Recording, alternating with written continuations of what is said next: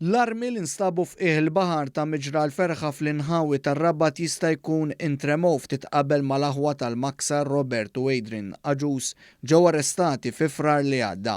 L-armi nstabu f'basktijiet apposta li jilqgħu għall-ilma u wisset jinżammu f'kontenituri bl-ilma baħar f'laboratorju apposta għaliex il-mument li jinħarġu mill-ilma jistgħu jissaddu.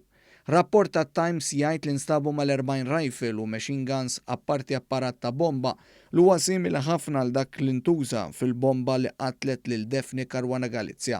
L-armi setgħu kienu parti minn negozju illegali tal-armi bejn grupp kriminali f'Malta u l-Libja.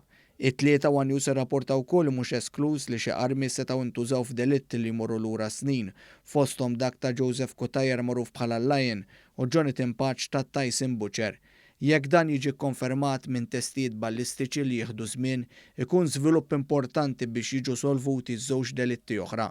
F'kompilazzjoni fil-qorti fid-dar ta' Robert Aġus instabu armi reġistrati kif ukoll ammont ta' flus kontanti. Fil-qorti ntqal li fost l-affarijiet fid-dar ta' Robert Aġus fil-Baħrija instabu wkoll mobiles, SIM cards, starter packs kif ukoll revolver u munizzjon li kienu reġistrati fuq is-sieħba ta' Robert Aġus.